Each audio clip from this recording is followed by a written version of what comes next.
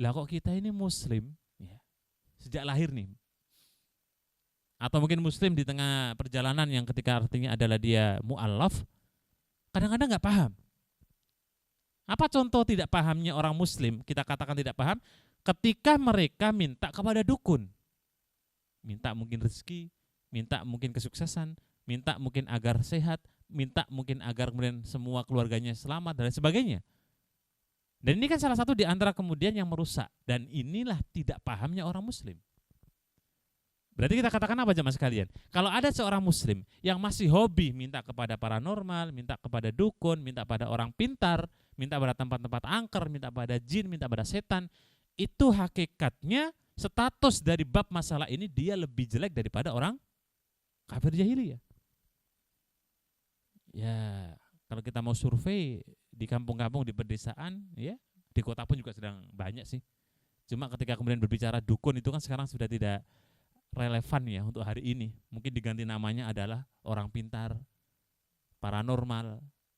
Mungkin ada yang lebih keren lagi, kiai, ustadz, ya. Tapi hakikatnya dia adalah kahin, dukun. Mana untuk bila?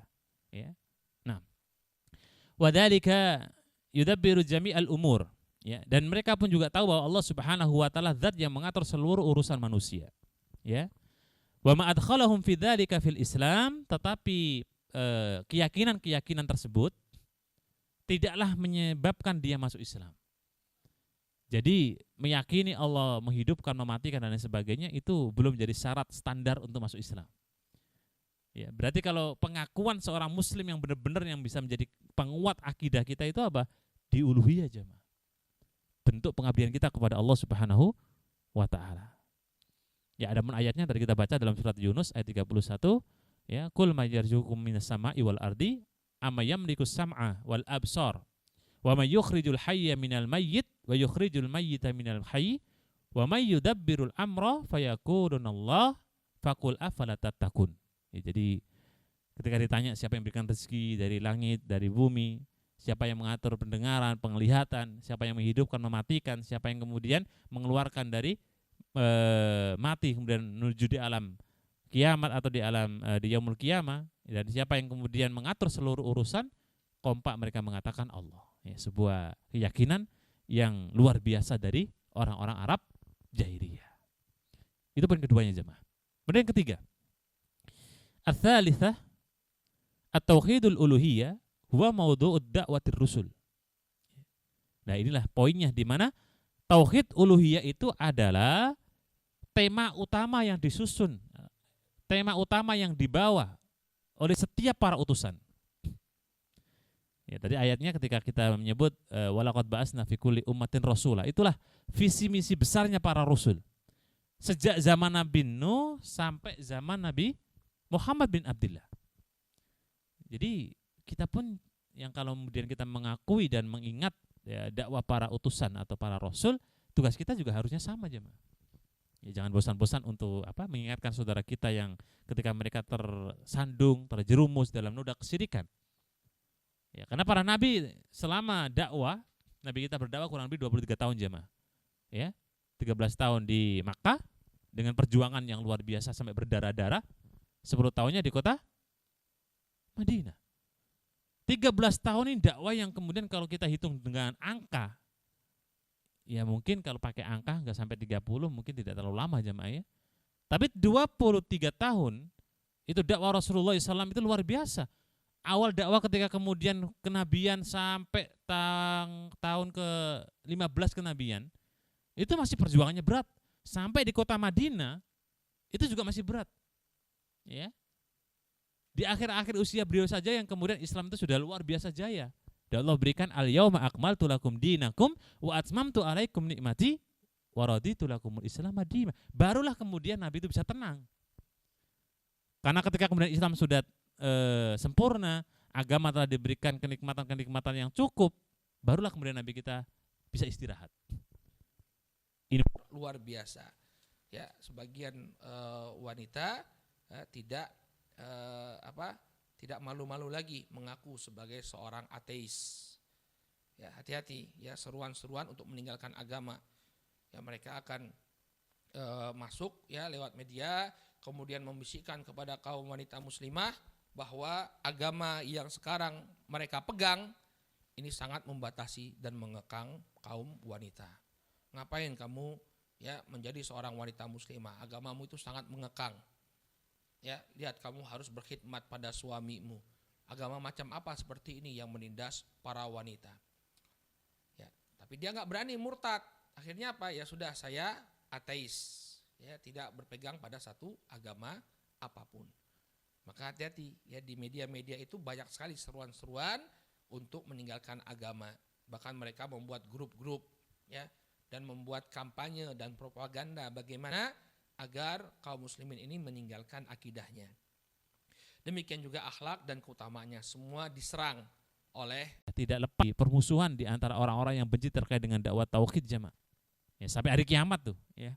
Sampai hari kiamat dakwah tauhid itu akan dimusuhi. Akan adanya al-khusumah ya. Akan adanya kemudian apa? Peperangan. Maka mereka yang kemudian paham terkait dengan tauhid uluhiyah yang akan dapat musuh, maka ya bersiap-siap. Ya bukan berarti cari musuh ya. Bukan berarti cari apa? Bukan berarti cari musuh. Tetapi orang-orang yang ketika dia mendakwakan tauhid, ketika dia kemudian mendakwakan tauhid uluhiyah, maka di saat itu akan ada orang-orang yang benci. Ya, kalau dalam kitab Al-Firqatun Najiyah itu ada bahasan bagaimana kemudian ciri-ciri orang yang kemudian dikatakan oleh Ibnu Jamil Zainu rahimahullahu ta'ala. Syekh Jamil Zainu beliau mengatakan dan menyebutkan di antara ciri-ciri Al-Firqatun Najiyah, golongan yang selamat adalah orang-orang yang kemudian siap untuk diolok-olok, siap untuk diejek, siap untuk dibully. Ya, Nabi itu kurang apa jemaah sekalian? Nabi itu dari dakwah pertama di Mekah sampai beliau hijrah ke Madinah terakhir itu masih dibully, masih diolok-olok, masih dihina. Bahkan beliau di Madinah sering diludahi oleh orang-orang Yahudi, dicemooh, dihina. Karena di Yahudi itu ada tiga tipe ya. Pertama itu dari golongan orang-orang kafir sendiri, yang kedua adalah dari orang-orang Yahudi, yang ketiga dari orang Muslim. Nabi sering itu ya. Dalam kondisi di mana beliau sudah merasakan kedamaian di kota Madinah, itu pun masih mendapatkan ejekan, hinaan, dan seterusnya. Ya, kalau kita hari ini kemudian baru ngaji misalnya gitu ya, kenal tauhid, kenal sunnah, ya, diejek, dihina, itu belum sebanding dengan Nabi jamaah. Loh, Nabi itu sampai berdarah kok. Nabi itu sampai mengeluarkan darah beliau untuk membela bagaimana Islam. Nabi diludahi juga sering. Nabi dikatakan sebagai sahirun kadzab, sair, pendusta, orang gila. Kalau kita sih apa sih ya, baru paling dibilang ya mentok-mentoknya aliran sesat. Gak sampai kemudian kita dong pedang. Bahkan kalau seandainya kemudian di gua Hira itu kemudian ya sampai kemudian beliau ketahuan, maka sudah meninggal, dibunuh. Sampai sebegitunya jemaah. Maka kita ini seharusnya kemudian banyak bersyukur kepada Allah Subhanahu wa taala ya. Dengan kemudian adanya al-khusuma ya, pertengkaran dari umat-umat sebelumnya dengan para rasul, itu sesuatu hal yang lazim, sesuatu hal yang biasa. Disebabkan apa? Disebabkan karena satu masalahnya, tauhid uluhiyah. Sebab tauhid uluhiyah itulah yang kemudian membuat bagaimana orang-orang kafir membenci Nabi. Ya. Maka oleh karena itu kita kalau kemudian berpegang teguh dengan ajaran Nabi SAW, ya maka tadi siap-siaplah untuk apa? Mendapatkan ya bully, permusuhan. Tapi ingat, la yazalu ta'ifatun min ummati dhahirina 'alal haq hatta ya'tiya amrullah. Tapi kita harus bangga jemaah, kita harus tenang saja, kita harus optimis, kita harus yakin senantiasa akan ada di umat ini ya, di mana yang menegakkan kebenaran sampai hari kiamat. Ya kalau enggak kita mungkin orang sebelah. Kalau enggak orang sebelah mungkin orang sebelahnya lagi. Ya, maka sehingga kita menjadi termotivasi untuk senantiasa belajar ya. Oleh karena itu tauhid ini wajib untuk diperhatikan ya. Ada tauhid fayajibu al-inayah. Dan juga wajib bagi kita untuk senantiasa kemudian memahami, mendalami terkait dengan permasalahan-permasalahan tauhid, ya. Karena dia termasuk di antara usul dan pondasi yang paling utama untuk seorang muslim. Jadi nggak perlu kita minder, nggak perlu kita takut, nggak perlu kita khawatir, nggak perlu kita cemas. Ya, kalaupun diancam ngaji terus, ya biarin aja jemaah. Ya. Atau ada yang pernah ngancam kita? Ketika kita ngaji kemudian diancam, ayo Bapak kalau ngaji di tempat A, ya apalagi sama-sama kemudian orang-orang yang cingkrang, kemudian akhwatnya atau perempuan atau wanitanya itu bercadar atau menutup wajahnya, wah besok tak bunuh. Ada? Ya kalau ada pun semoga Allah berikan kemudahan, tapi belum jemaah. Level kita itu baru dibilang di belakang. Tuh. Ini kayaknya aliran sesat. Itu sama teman-temannya aja. Nggak berani di hadapan kita bilang, oh Bapak aliran sesat, oh Ibu aliran sesat, oh Anda aliran menyimpang. Kalaupun ada, ya paling mentok cuma bilang aliran sesat. Nggak sampai nempel yang cepok, Bapak ini sesat. Enggak. Artinya apa? Kita belum seberapa jemaah. Oleh karena itu, senantiasa kita perdalam, ya, kita perkuat lagi tauhid kita agar kemudian di tengah perjalanan kita bisa semakin kokoh. Ketika ada angin kencang itu pohon ini tauhid diri kita ini semakin kuat dan tidak tergoyahkan. Nah, tapi jamaah sekalian kaum muslimin rahimana wa rahimakumullah, itu poin yang ketiga ya dari beberapa faedah yang sangat penting dalam bab masalah tauhid. Kita sedikit lihat terkait dengan ahmiyatut tauhid wa fadluhu, ya, beberapa urgennya tauhid dan keutamaannya. Lebih kepada keutamaan bagaimana tauhid itu sendiri ya. Pertama, at-tauhidu a'dhamu arkanil Islam. Nah, tauhid itu adalah rukun Islam, ya, yang paling mulia. Di mana letaknya? Asyhadu alla ilaha illallah wa asyhadu anna Muhammadar Rasulullah. Itu nilai tauhid yang paling tinggi dalam arkanul Islam. Rukun Islam dibangun di atas syahadatain, salat, puasa, zakat dan haji kan. Sehingga tauhid itu berada di posisi yang paling awal yang kita sebut sebagai sesuatu yang paling a'dham, yang paling agung, yang paling mulia. Ya, ini jadi kebanggaan juga. Ya. Kita itu kadang-kadang jamaah sekalian dari rukun Islam 5 ini ya, ada syahadatain, salat, puasa, zakat, haji. Kalau zakat haji ini kan bagi yang mampu ya. Ya, karena ada standarnya untuk zakat itu berapa, kemudian kapan, itu kan ada takarannya. Kemudian haji pun juga ada standarnya, ada waktu-waktunya, kemudian kemampuan dan lain sebagainya. Kalau belum mampu dua ini berarti kan belum wajib.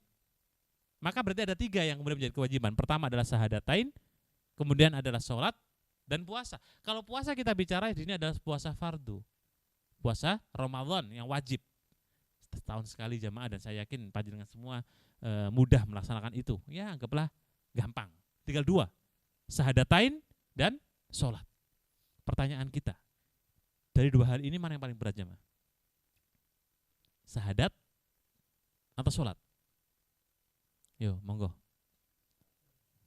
Syahadat. Sholat. Yang paling berat, ini sama-sama berat ini. Dari 5 itu 2 ini bagi yang mampu. Puasa saya kira ya semoga Allah mudahkan lah, tidak saya masukkan. Tapi yang 2 ini, syahadat atau sholat? Syahadat, sholat. Oke. Kalau ditinjau secara aktivitas, rutinitas harian, sholat itu berat jemaah. Betul nggak? Iya. Sholat itu ibadah yang sifatnya memang kita sudah terbiasa karena rutinitas, tetapi itu berat. Ya, makanya kalau sesuatu yang menjadi rutinitas, ya sebagian para ahli hukama ya, para orang bijak bilang sesuatu yang rutinitas itu akan berat kalau tidak dipahami kalau itu adalah tanggung jawab dan kewajiban dalam semua aspek. Pekerjaan itu ya berat karena rutinitas. Ya, sesuatu yang sifatnya rutinitas itu akan jadi berat kalau tidak adanya keyakinan itu tanggung jawab dan itu kewajiban. Nah, sholat itu walaupun kita sudah meyakini bagaimana kemudian gerakannya ini, kita berusaha untuk khusyuk dan sebagainya, tapi tetap aja berat. Yang berat itu sebenarnya adalah pertama jemaah, ya, syahadatain. Kita tuh jarang kemudian istilah kita mengupgrade terkait dengan pemahaman kita, keyakinan kita, ilmu kita dalam bab syahadatain.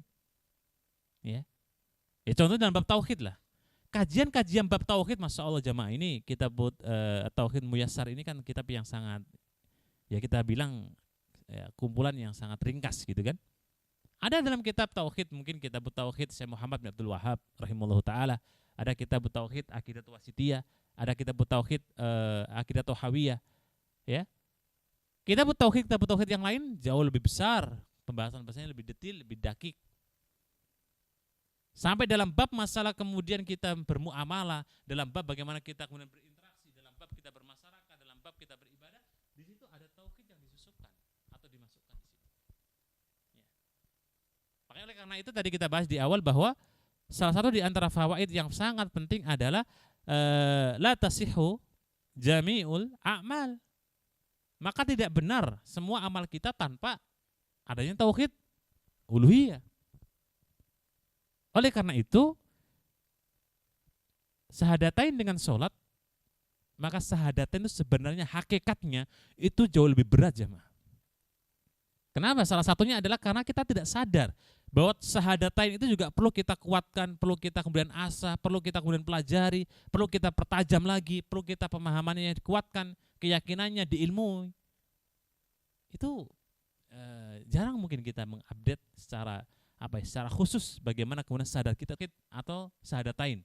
Bab masalah tatoyur, beranggapan sial dengan sesuatu benda, itu kan tanpa kita sadari jemaah. Di masyarakat ada orang misalnya ular gitu ya, ular masuk rumah, keyakinan orang, wah ini akan ada musibah, ini akan ada bala, ini akan ada malapetaka. Padahal nggak ada hubungannya, ya. Ya mungkin kalau ularnya itu adalah jelmaan jin, ya karena jin masuk rumah. Tapi nggak ada hubungannya ketika ular apapun masuk ke rumah kemudian ada bala, ada musibah dan lain sebagainya. Atau mungkin yang sangat populer barangkali adalah ketika kupu-kupu, ya kan? Ketika kupu-kupu masuk ke rumah kita ada apa? Yang kita tahu ada tamu, ya. Yang seakan-akan ini kemudian menjadi sebuah keyakinan kalau ada kupu-kupu masuk, oh ntar lagi ada tamu.